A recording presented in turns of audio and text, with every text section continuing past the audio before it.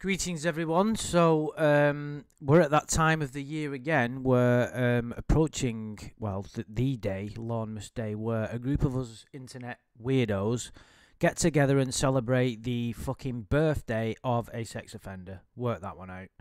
Very strange. um, Weird. But this one's a bit different because Lorne is going to be 50 in a few days' time, and I thought I'd make a very quick, pointless video to talk about him. Let's see where this goes. But yeah, fucking hell, isn't it weird? Imagine like turning 50, which is like a landmark, as like reaching a decade is in every point in your life, whether it be 20, 30, 40, 50, whatever. Imagine getting to 50 and having his backstory. It's like exactly the photo you could just see on your screen then. It was like, oh, dough. Do you know what I mean? It's like, oh, fuck it. I struggle to imagine the sort of how we would feel to be him, to be in his situation and still carry on and not, and not just fall apart. I mean, I suppose it really kind of has fallen apart, hasn't he? And he's never been together, but look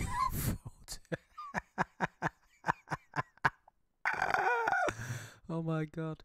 But yeah, it's kind of like he has, he's fallen apart literally from the moment he became an adult. It's a long, tragic account of misfortune, you know what I mean?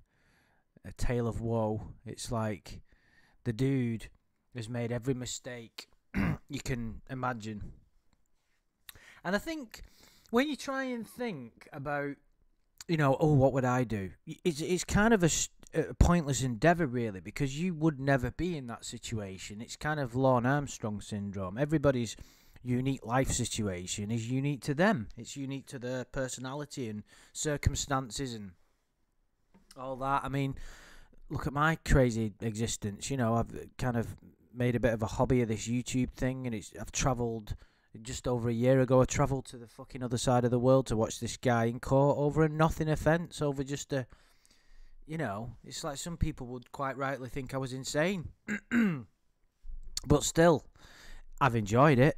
But with him, when you try, as I was saying, when you try and look at it, you can't put yourself in his place and imagine what you would be like in that situation. I mean, I suppose you could if it was like some quantum leap kind of scenario where you just fucking landed in his body, God forbid. But I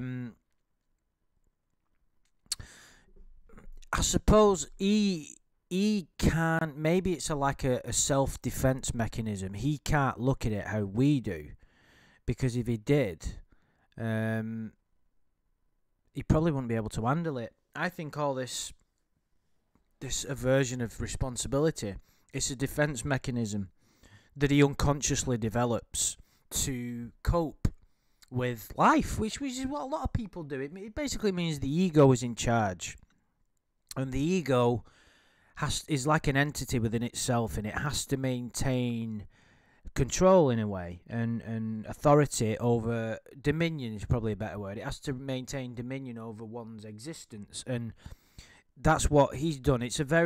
We all do it to some degree. With him, it's exasperated. I can't fucking pronounce that word. You know what I mean. It's exaggerated. I'll use that word. It's exaggerated by his bizarre circumstances. So the fact that we're all kind of obsessed with this guy is because his unique, outlandish, out the circumstance of what looks like he's wearing a sack there, doesn't it? The bizarre circumstances and his refusal to admit them has made this caricature of the type of a human and a character that we've all become rather interested in. Some for various some for different reasons. But I think that it's an interesting. There is a reason we're all still interested in this guy, and there's a reason that many people are interested for many different reasons. Some like to just make fun of him, which is fine. I mean, as long as it doesn't take over your life and you don't really, you don't like hate consuming, then it becomes dysfunctional. I mean, there's a lot of people in this community, mentioning no names, that have literally let this fucking thing ruin them, literally fucking destroy their lives. It's maybe not destroy, but it's certainly an unhealthy obsession. It's ironic, really, if you think about it. Like, this guy did this thing, which is terrible, but yet we can laugh because nobody got hurt. At the point that, not sort of taking into account Betty or victim number one, because they're parts of his former life. I'm talking about the actual thing that led him to prison. The Kayla situation. There was no real person hurt there. So we can kind of laugh at it. And that's another dimension of what led to his frustration and his ridiculous refusal, because he couldn't see the reality of his crime. As far as he was concerned, he didn't do anything wrong, and the ego took over and went, well, they've all fucked you over, and those blasted people, and Chess Hansen and fucking perverted justice, all those people and entities that have come together to ruin him. It's interesting because, we can learn a lot. I hope that, through all the videos I've done over the last 3 years or whatever it is, I used to, more so on my old channel, used to get messages from people all over the place saying how my videos have made them, like, change their outlook on certain things. I'm obviously not fucking saying that my videos change people's lives, but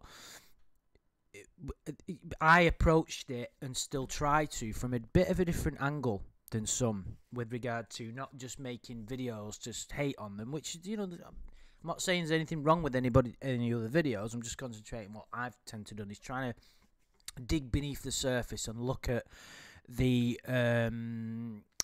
motivations behind people's behaviour, because I think the thing that separates my perspective, a viewpoint of life and these people, and it's something that most people don't agree with, and I get it. I'm no interested in arguing with people. Everybody's got their own perspective, and I'm not gonna jump up and down and say, you're fucking full of shit. I don't believe in evil as an actual tangible thing. I believe that it's all circumstances, bad choices, the environment you grew up in. It's just, it's like there's a part of me that feels, I get into trouble for this, feel sorry for Lorne, because behind all of his misgivings and his selfishness and his ridiculous antics, and he's a bad person, because a good person will do some selfless acts, will in their life on a regular basis will do selfless things, and not because they make a decision to do it, because it comes naturally to them and they don't even have to think about it. We all have blips in life where things get tough, and maybe we're an arsehole. I've been, maybe I still am, I don't know, but I'm certainly far from fucking perfect, there's no doubt about that. And but I'm very introspective. I'm always analysing my own behaviour and my own patterns, everything. Maybe too much, but I don't know. But like every little thing that I do, I'm looking at it. And Lorne's the exact opposite. He's no introspection whatsoever. Absolutely fucking zero. And that's his whole problem. I think I was reading something that Carl Jung said that in order to, I can't remember the exact, I probably should have had it in front of me. I can't remember the exact phrasing of what he said, but it's all about living a life of balance. And you have to have a certain amount of things, like your basic needs are met, and you have to have love and a function and some creative outlet, fun, and some ability or some sort of need. No, not need, but curiousness about the nature of reality. What are you as a person? You know, what defines you? You know, I'm always fascinated by that. That's why I'm always reading spiritual books. It's like, what is this blob of consciousness that's walking around the earth? I really ponder the deep questions. It's you know, deep meditation and stuff like that. And Lorne, that's why Lorne interests me, is because he's got none of that. And not I'm claiming any kind of superiority, but like he doesn't. I mean, for all I know, he could fucking meditate for 5 hours a day, but I'm fucking pretty certain that doesn't happen. I love that photo there, brilliant, isn't it?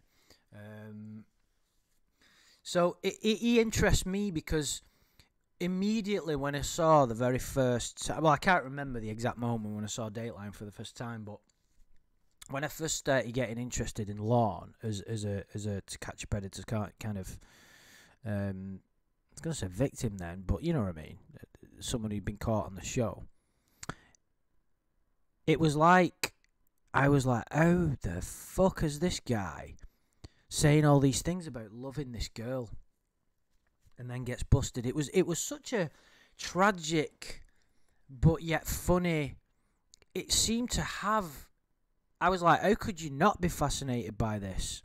He got caught and busted in the most, the most flamboyant of circumstances. For him to have a direct chat with Casey or Kayla, whatever you want to call her. And then, you know, there was a bit of a rapport going on between them, and he walked in, and he seemed like a normal person if you was going to look at that. Like, for instance, some of the other ones, like the rabbi, or whatever. No, sorry, not the rabbi. I'm talking about John Kennelly. He walks in there immediately, you know the guy's a bit special. Do you know what I mean? He's not fucking singing from a full hymn sheet, this guy. But with... And Lorne, as he walked in there, he's I won't say well dressed, but he holds himself reasonably well. He walked in there quite confident. He communicates quite well. He has a certain, I was going to say charm then, because he's never charmed me. But Betty Durango Mango did said that he seemed quite charming. I suppose he has a charisma. Is charisma the right? I don't even like to say that, because he kind of, there's something about him anyway, isn't there? Something about his character. So you're like, oh, fucking hell, you know. Because when you see people like John Kennelly and some of the other people, let's say Jeff Stacey, they're exactly the type of people that you would expect to be in that scenario. Someone who's completely out of it, can't get a girl in any circumstances. Not that Lorne walked in there like some kind of superstar, but he just looked like your average guy. He probably got a decent social life, reasonable job, you know. And then for you then to read that chat log, and you go, what the fuck is this? What on earth is this? What the fuck is he talking about? Mr. Penis, stick your finger in it. Like, it really shocks you to the core, because you're like, how can he get drawn into this situation and really believe that this fake relationship is his salvation? And as we've dug beneath the surfaces, I don't think I've really done this. If I take my level of understanding now as to before we knew nothing about him, it's quite clear why it's pretty clear why he ended up in that situation. So you've got a very difficult upbringing. He struggled at school. His dad left him. His mum struggled to raise him. You know, grew up in probably an isolated area in Maine. Not particularly intelligent. Really quite a sensitive guy. Struggled through adolescence. Couldn't hold down a job. Couldn't get a relationship. You know, obviously his self-worth was low. Felt bad about himself.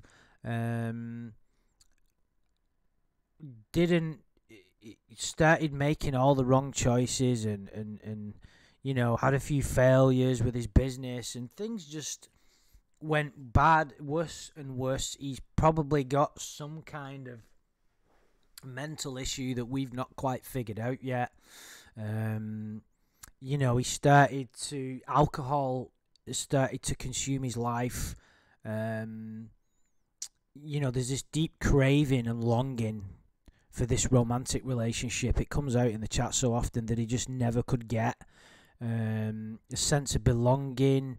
He kind of like, there is a part of him that's family orientated, even though he doesn't do anything for his family. It still comes out quite a lot. I idolise my brothers and sisters. He's always babbling on about his mother, and it's created this sociopathic character who's so far from removed from reality. It's like, look at the younger man there. You could see the tragedy unfolding there. The sort of the struggle that he's going through, and he's just made bad choices. And the way I look at it is that, obviously some people are going to disagree, but let's say Lorne, the genetic being that Lorne is, was raised in a different family that was more nurturing, and his father he had a strong male role model that was good. Would he have ended up doing what he did? Probably not. Maybe not. I mean, I can't say. And then I know there's going to be people that, well, I didn't have a dad and I didn't end up fucking a kid. Well, of course not. I'm trying to screw a kid, but that argument pisses me off, because it's like, yes, of course, but all the other little circumstances that led Lorne to being what it is, that didn't happen. It doesn't mean that we can't say what he did is bad. Of course it's bad. We have to judge these things as, we have to say what's good and what's not. We have to have law and order. We have to protect innocent people, of course, but that doesn't mean that the key to unravelling, and we're hundreds of years away from it. Our judicial system in England now is fucked. Completely fucked. It needs a complete overhaul. And hopefully, I'm an optimist, really. I think that in hundreds of years, the judicial system will be brilliant. It'll be built upon rehabilitation that works, but it'll also mean stricter, because it's kind of like tough love, really. It doesn't mean, this idealistic view that I might have, it doesn't mean that we're all skipping in fields holding hands. It means that if someone needs a fucking kicking, they get a kicking. I'm sorry, it's a fucking tough world out there, and if it saves innocent people, so be it. But that doesn't mean that the top of the priority isn't to just put these people in a room and stone the fuck out of them until they die and torture them. In some circumstances, these people should never see light of day. I believe that Lorne's not as dangerous as what some of them are, whereas he won't actively seek victims, whereas some do. If the opportunity arose, I don't think there's anybody that disagrees with this. If the opportunity arose, he would, without a doubt, sleep with an underage girl. There's no doubt in my mind about that. And I'm pretty sure, like I said, everybody would agree. I was going to say then, and I kind of stopped myself, that he should be permanently incarcerated. I suppose if he's driving drunk and he represents the danger that I've just said, there's a very strong case for that. It's up to each, it's not my fucking, I don't have authority and the right to cast the ultimate judgment. There's arguments for and against. It's like, he should be allowed, he's paid his debt, he should be allowed to live his life and hopefully get to some level of respectability. I think there are some people that can't be helped, and it's all down to their own will, and it takes a huge amount of introspection to really look at yourself and really want to do better, and it's tough. And the problem is the world isn't really set up for that. The consumer world wants you to drink, wants you to eat crap foods, wants you to waste your time playing computer games, wants you to watch shite on YouTube, wants you to watch Netflix repeatedly. It's like, how many emails do you get from Netflix going, Andrew, well, you probably don't get one saying Andrew, and they probably don't speak in this stupid patronising tone, but like, we thought you'd like to watch this. It's like, fuck off, I'll fucking decide what I watch. I don't need an email from you telling me to waste my evenings binge watching some fucking shite show. But it is ultimately, you know, like Netflix and shit like that. There's some fantastic programs on there. There's no doubt about it. High quality, very well done. But there's far too many people that literally spend their whole evenings watching shows, and it's not healthy for you. It's not good for your brain. It numbs you. All you are doing is wasting time. If you're reading and reading a novel, you're using your imagination. Reading is the mind's version of exercise. You know, reading is to the mind what exercise is to the body, intense exercise. I'm going off on one now, but you know I'm like. But so I suppose the point I'm trying to make is it's difficult, very, very difficult to really grow. And since even through the course of me making lawn videos, I've changed dramatically. I had an alcohol problem when I first started drinking. I used to make the video drunk. I don't touch the stuff anymore. I went away for a few days to Greece last week just because I need to get away. I've got some pretty difficult shit going on at home. So I thought, fuck this. I'm going away for a few days. And I was faced with having the first drink because when I'm on holiday, I don't mind a drink. And I had a couple of beers. And the overpriced didn't help, and I didn't enjoy it at all. I'm like, hang on a minute. This is like making me feel different than my normal state. I don't like it. I'm not in control. And then, you know, it's like, oh, fucking hell. So even that, it's not like, I know I keep going on about it, but it's a huge deal. Like, especially, maybe I'm overdoing it because in England we all have a drink problem. But just looking at that, my diet has changed dramatically. I don't eat junk food at all anymore. Very strict. But the world doesn't want you to do that. You know, generally, if you go into a store, it's mostly junk food. You know, it takes a lot of self-discipline. Like, I've bought one of them VR headsets, right? Because, and I'm not contradicting myself here, bear with me. I bought an Oculus Quest, right? Because I was finding myself not having a lot of fun. So I was like working, and then I was coming home, exercising, and then I was meditating, and then I was reading, and I was learning something. Then I was playing on guitar. I was always doing something productive. Like, that was my life, you know. It still is to a degree. I was like, hang on a minute, I need to have more fun here. And the normal games that I used to play, like Grand Theft Auto, just doesn't fucking interest me anymore. And I can't. My mate told me about it at work. He's like, "Oh, they're fucking good, these." And I bought it, and it's absolutely brilliant. There's this Star Wars game where you're actually like a Jedi, where you're pissing around with this lightsaber, and it's all real. It's like fucking brilliant. But I've spoke to a lot of people that have got this same headset, and they've all let it take over their lives. I put a post on this Facebook group that I'm part of, because it tells you about new games and shit. And I just said, like, oh, I've had this for a week. However, I've seen the dangers of it. It can consume you. Because I've seen people on there, like, playing table tennis and fucking all these games. Like, hang on a minute. You need to be doing that. Fishing as well. People are doing it. They're letting it take over the normal activities that they do in life. It's brilliant for, like, people who need recuperation, older people, people with Alzheimer's. It's a fantastic tool, and it's great for zoning out. I go on it for like half an hour, sometimes an hour, and then that's it. I'm really good at not letting it take over, but it shocks me that how the majority of people don't see it. And I put this post on Facebook, and I was basically called a cunt.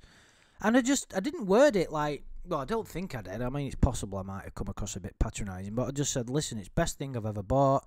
However, please be aware that, you know, it can, you know, it shouldn't be used for substituting you know, social events or real sports, going outside, because you can go to all these like outdoor environments that are rendered like it's outside. I'm like, why would I want to go to a virtual fucking reality world of a woods or a lake? I'll go to a real one. It should be used for like fighting zombies and brandishing lightsabers, not fucking, you know. But there's a lot of positive aspects to it as well, because you can keep fit on it. It's great. It's brilliant if used correctly. But just like most things in the world, it's always got that danger. And of course, the developers, they want you to be buying the games, and this game comes out and that add-on. They released the sequel to it, Quest 2, a few days ago, which I wasn't interested in. And on this group, people were going fucking mental over it. It's just like the difference between an iPhone 10 and an iPhone 10s. You know, slightly better screen and an extra camera. It's nothing special. And people were fucking going mad because the delivery hadn't come, and calling the postman a twat, and going crazy and taking days off work. It's like, oh my God. Do you know what I mean? It's like, get a grip. And these are like married people with children. Oh, you know, getting upset and letting in a posh pair of goggles ruin their life. But that's the way that everything's set up to tempt you, you know, lead you into temptation, you know, pass it. It's true. I know, like, it's very, very true. It's like, I'll never, like, quite get my head around people whinging about being overweight whilst drinking Coke. Or Diet Coke. Even Diet Coke. Why the fuck? I've got no sympathy for those people. I've had people on here saying, you know what you're talking about? I've got emotional problems. Well, okay. Right? And who's in control of your emotions? What are you going to do about it? Because no fucker else is going to sort it for you. You're not going to get to be the person you are by drinking Coke. You know what I mean? Drink water, what your body was meant to consume.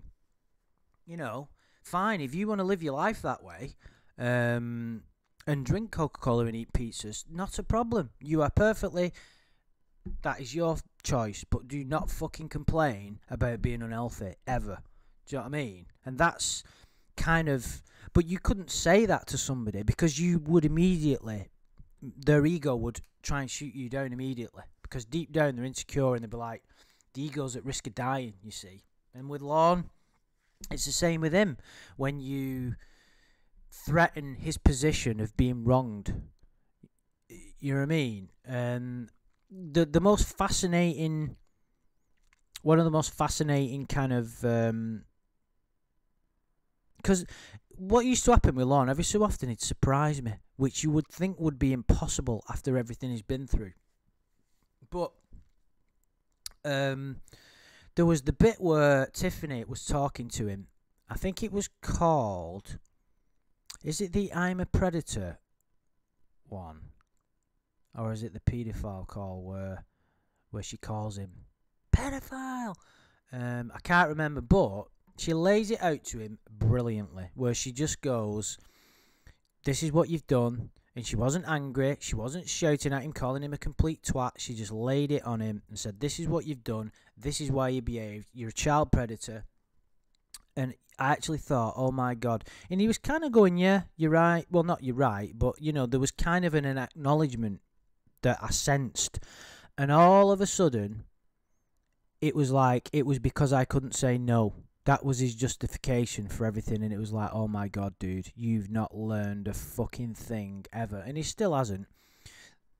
It's remarkable. But that remarkableness is also, and bear with me, this is going to sound nuts, it's also an amazing achievement of the human ability of the mind. The mind is a ridiculously intelligent creation, and it can find justifications for fucking anything.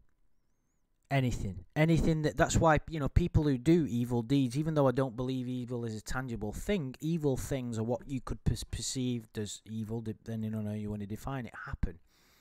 And people can justify it in all sorts of ways. And he kind of did. There's no, you know, it's quite funny that the worst, you know, one of the worst things someone can do to harm a child, he justifies it in a way. It's because he's a good person and he didn't want to say no, which is bullshit, because for a start, there's never even a scenario where he was, you know, where he was asked, oh, Lorne, will you please abuse me? I can't say no, so, you know what I mean? It's like, it was a complete illusion, but it was a way of him not taking a shred of responsibility for it. It's like, I've been watching these, I don't know whether you guys in the States probably haven't got it. Piers Morgan, used to be on Celebrity Apprentice with Trump, actually. He was fucking good on it. Anyway, there's a series on UK Netflix called Killer Women, where he talks to, and they're all American. He talks to American killers, women, women killers in prison, and it's really interesting watching him talk to these people. There's several different ones about, do any of them take responsibility for it? Some of them do, some of them don't. Some of them bullshit their way out of it. Some of them create justifications, and some of them just go, I was evil. I did an evil deed. It was all my doing. I made the decision. I deserve where I am. I deserve what's happened to me. But people can change, and I believe they can. I believe that even the most evil of acts could be... We're all capable in a certain set of circumstances of committing what you might consider evil deeds. All of us.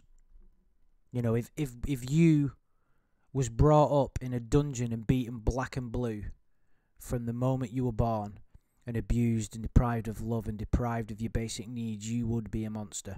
It's as simple as that. And we would have the ability. It'd be very difficult, but these people do see the errors of the way. It doesn't mean that you let them off and let them out. You can't really do that. But people can change. Lorne doesn't want to, in a way. He doesn't want to deal with the consequences of his refusal to accept responsibility, but he doesn't want to have to go through the work of having to accept responsibility, which means all the walls of his ego would break down and a new creation would be born, in a way. It's like consciousness would flower, in a way. But it's not going to happen, It's not going to happen. It's not impossible. It's not impossible, but I tell you, it isn't possible as long as he carries on drinking, because it's kind of a spiritual inhibitor. It's quite apt that picture came on screen then. It stops any chance of growth, because those moments where you would have the dark night of the soul and you would feel that enormous amount of pain and pain, sorrow that you'd have to work through, you can just cover it up with beer. And you know what I mean? You can just go, I'll have a drink and just forget about it. That's what he's done all his life, and it's like, alcohol is a huge factor in Lorne's makeup, in his psychological makeup, as it is with most people. It's like people that because I've not been out drinking for so long, when I bump into some of my old drinking mates, because I think I've changed quite a bit, for the better hopefully, I bump into them and I just automatically assume everybody else has matured. And some people are exactly the same. They still talk the same amount of shite and still have the same boring conversations and still do the same boring fucking things. It's like, oh my god, dude, what are you doing with yourself? Do you know what I mean? It's fucking mental. Anyway, I prattled on for longer than I was going to do.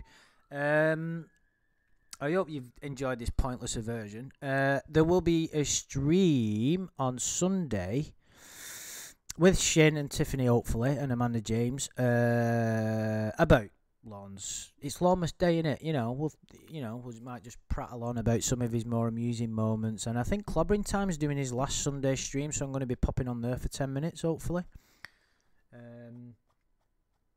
Yeah, so that'll be pretty cool. There's not been the same amount of videos from myself lately. I've just had a lot on my plate. Really, lately. It's been a challenging time, as it is for all of us during these crazy fucking set of circumstances. Do you know what I think is going to happen soon? Right? Aliens are going to land. Crazy theory, you heard it here first, right? I think that... because the government have been drip feeding us. Have you noticed how there's been a lot of UFO stories in the press? It's been on Joe Rogan, how these fighter pilots have recorded this footage, and there's all these stories every now and again how the government have officially announced it. It's like, hang on a minute, this is a strange time. Something's going to be announced. I don't know whether they're going to drip feed it or not, but anyway, that's fucking just me prattling on. But there's a new documentary, if you're interested, called The Phenomenon, directed by James Fox, which came out last week. Fucking brilliant. You have to pay for it on iTunes, like. or rent it on Amazon Prime. But it's honestly, can't recommend it enough. Very, very good. And if you're looking for other random recommendations, here's me saying don't watch TV and I'm recommending it. Hey, listen, right? Don't call me a hypocrite. There's some fucking great documentaries out there. My Octopus Teacher, fucking brilliant, about a guy who makes best mates with an octopus. Fucking work that one out. Anyway, guys, thank you for listening to me prattle on. It's been a pleasure. I hope that you've enjoyed it. I hope that you join us for the coming stream this Sunday. I hope you are keeping well, and I hope to see you soon.